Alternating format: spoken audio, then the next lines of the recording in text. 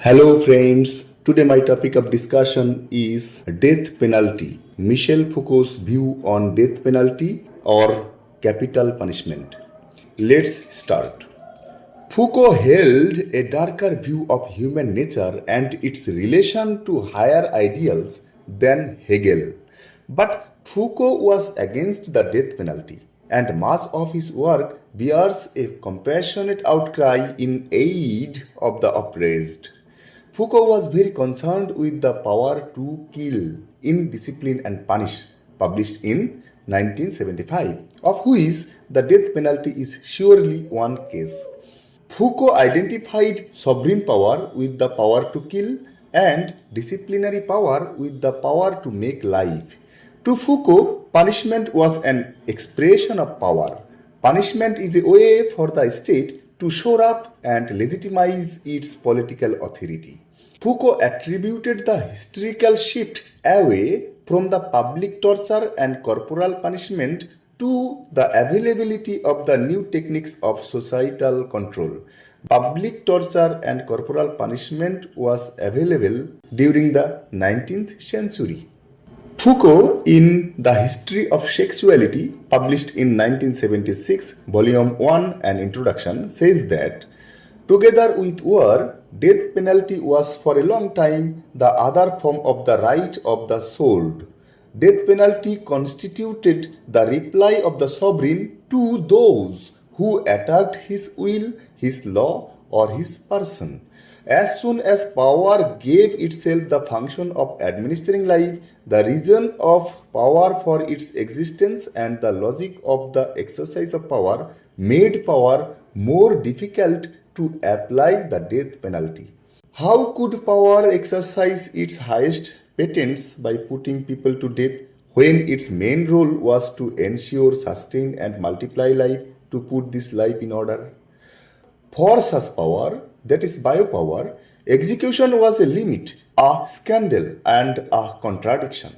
So, the only way to uphold the capital punishment would be to emphasize the criminal's monstrosity, his incorrigibility, and the protection of society, rather than the cruelty of the crime itself. One had the right to kill those who represented a kind of biological danger to others. Now we should know how death sentence links biopower and necropolitics. Necropolitics is built on Foucault's idea of biopower. Biopower is concerned with the physical health and life of an individual while they are alive.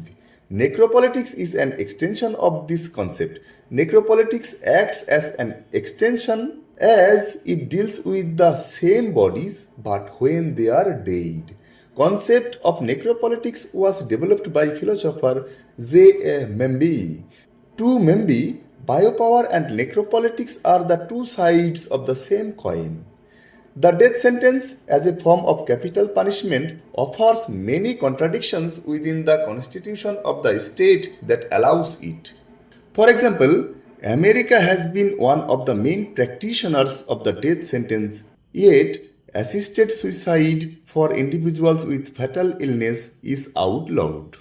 The contradiction here lays in the fact that the method of execution that is employed by the American judicial system is through the use of a deadly injection similar to the injection that is carried out for euthanasia. Through the framework of biopower and necropolitics, it can be understood that euthanasia is outlawed as the state has no way of profiting from this kind of death. Braidotti refers to this as biogenetic capitalism. The individual with the illness cannot contribute to the labor force of the state, but they do not pose any threat to the productivity of the rest of their nation or to the authority of the state. Therefore, they are deemed fit to stay alive by the state. Euthanasia and suicide can also be viewed as an individual understanding the state.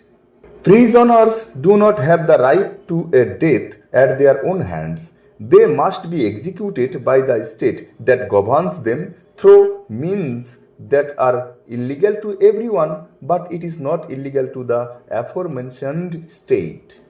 This shows that the state or sovereign power borrows Foucault's terminology to enact laws that restrict the means of death to individuals but unrestricts the state to maintain as much power as possible over human life. Friends, thank you very much. Hope to see you in the next video.